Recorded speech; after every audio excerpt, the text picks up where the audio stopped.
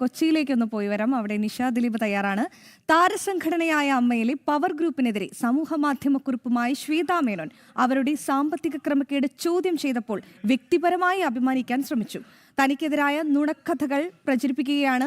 തനിക്കെതിരെയുള്ള രാഷ്ട്രീയ ആരോപണത്തിന്റെ യുക്തി മനസ്സിലാകുന്നില്ല. കൂടാതെ ഹേമ കമ്മിറ്റി റിപ്പോർട്ടിൽ ഗുരുതര ആരോപണങ്ങൾ നേരിടുന്നവർ അമ്മയുടെ തലപ്പത്ത് വരില്ലെന്നും ശ്വേതാ മേനോന്റെ ഫേസ്ബുക്ക് പോസ്റ്റിൽ പറയുന്നുണ്ട്.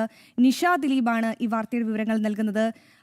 നിഷ, അതായത് ശ്വേത ഒരുപാട് കാര്യങ്ങൾ പറയാതെ പറയുന്നു കൂടിയുണ്ട്. അതായത് ശ്വേതയ്ക്കെതിരെ ഈ അടുത്തിടെ ഉയർന്ന ആരോപണങ്ങൾ എന്ന് പറഞ്ഞാൽ സമാനതകളില്ലാത്ത ആരോപണങ്ങളാണ്. രാഷ്ട്രീയക്കാർ പോലും ഇത്തരം ആരോപണങ്ങൾ നേരിടില്ല. ഇപ്പോൾ ഈ പോസ്റ്റിൽ ശ്വേത സൂചിപ്പിക്കുന്ന പ്രധാനപ്പെട്ട രണ്ട് കാര്യം, ഒന്ന് ആ പവർ ഗ്രൂപ്പിനെതിരെയാണ്. അപ്പോൾ ആരാണ് ആ പവർ ഗ്രൂപ്പ് എന്നുള്ളൊരു ചോദ്യം ഉയരുന്നുണ്ട്. മറ്റൊന്ന്, ശ്വേത വ്യക്തമായി ഉറപ്പിക്കുന്ന ഒരു കാര്യം, അതെ, ഈ ഹേമ കമ്മിറ്റി റിപ്പോർട്ടിൽ പരാമർശിക്കുന്ന ഒരുത്തനും ഈ തലപ്പത്തേക്ക് വരില്ല എന്നുള്ള കാര്യം. അപ്പോൾ നിഷ, ഈ ഫേസ്ബുക്ക് കുറിപ്പിനെ നമുക്ക് എങ്ങനെയെല്ലാം വായിച്ചെടുക്കാം? അതിന് ഈ അമ്മയുമായി ബന്ധപ്പെട്ട ആരോപണ പ്രത്യാരോപണങ്ങളൊക്കെ വന്നതിനിടയിൽ ശ്വേതാ മേനോന്റെ മൂന്നാമത്തെ ഫേസ്ബുക്ക് പോസ്റ്റാണ് ഇപ്പോൾ ഈ വന്നിരിക്കുന്നത്.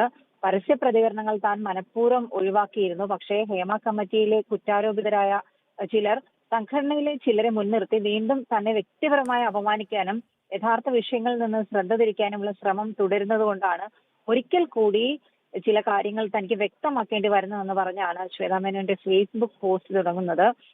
തന്റെ യുദ്ധം ഹേമ കമ്മിറ്റി റിപ്പോർട്ടിൽ ഗുരുതര ആരോപണങ്ങൾ നേരിടുന്ന ഒരു പവർ ഗ്രൂപ്പിനോടാണ്, അവരോട് മാത്രമാണ് തന്റെ ഒരു യുദ്ധം എന്ന് ശ്വേത വ്യക്തമാക്കുന്നുണ്ട്. കഴിഞ്ഞ അമ്മ ജനറൽ ബോഡി മീറ്റിംഗിൽ അവർ തന്നെ പരസ്യമായി അപമാനിച്ചു, പുറത്താക്കാൻ ശ്രമിച്ചു എന്നും ശ്വേത പറയുന്നു.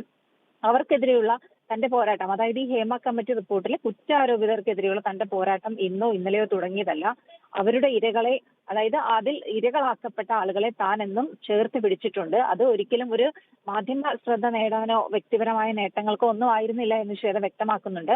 ഈ ഹേമ കമ്മിറ്റിയിലെ കുറ്റാരോപിതരായ ചില ആളുകൾ, അവർക്കെതിരെ അവരുടെ ചില സാമ്പത്തിക ക്രമക്കേടുകളെ കുറിച്ച് താൻ ചോദ്യങ്ങൾ ഉയർത്തി അതിന് മറുപടി പറയുന്നതിന് പകരം വ്യക്തിപരമായി തന്നെ അധിക്ഷേപിക്കാനാണ് ശ്രമിച്ചത്.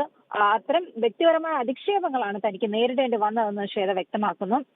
താൻ ഉയർത്തിയ വിഷയങ്ങൾ, അതായത് ഈ കുറ്റാരോപിതർക്കെതിരെ താൻ ഉയർത്തിയ വിഷയങ്ങൾ മറച്ചുവെച്ച് തന്നെക്കുറിച്ച് നുണക്കഥകൾ പ്രചരിപ്പിക്കുകയാണെന്നും ശ്വേത പറയുന്നു. എന്തായാലും മറ്റൊരു കാര്യം കൂടി അവർ പറയുന്നുണ്ട്. അത് ഈ ഇലക്ഷനുമായി ബന്ധപ്പെട്ടതാണ്. കഴിഞ്ഞ 12 വർഷമായി രാജ്യം ഭരിക്കുന്ന ഒരു ദേശീയ പാർട്ടിക്ക് കേരളത്തിൽ സ്ഥാനാർത്ഥികളെ കിട്ടാൻ വേണ്ടി തനിക്ക് കോടിക്കണക്കിന് രൂപ നൽകേണ്ടി വന്നു എന്ന ആരോപണങ്ങൾ ഉണ്ട്. അത് ഏത് ലോജിക്കിലാണ് എന്ന് ഇന്നും തനിക്ക് മനസ്സിലാകുന്നില്ല എന്നാണ് പറയുന്നത്. എന്തായാലും താൻ ഏതെങ്കിലും ഒരു പാർട്ടിക്കാരിയാണെങ്കിൽ അത് തുറന്നു പറയാൻ തനിക്ക് മടിയൊന്നുമില്ല. അങ്ങനെ തുറന്നു പറഞ്ഞതുകൊണ്ട് തനിക്ക് പ്രത്യേകിച്ച് നഷ്ടമൊന്നും ഉണ്ടാകില്ല എന്നും ശ്വേത പറയുന്നുണ്ട്. എന്തായാലും അമ്മയുടെ പവർ ഗ്രൂപ്പിനെതിരെ, അമ്മയിൽ ഉള്ള ആ ഒരു പവർ ഗ്രൂപ്പിനെതിരെയാണ് തന്റെ പോരാട്ടമെന്നും ഒപ്പം തന്നെ ഈ ഹേമ കമ്മിറ്റി റിപ്പോർട്ടിൽ കുറ്റാരോപിതരായ ആളുകൾക്കെതിരെയുള്ള തന്റെ പോരാട്ടം തുടരുക തന്നെ ചെയ്യുമെന്നും ശ്വേതാ മേനോൻ ഫേസ്ബുക്ക് പോസ്റ്റിൽ വ്യക്തമാക്കുന്നുണ്ട്.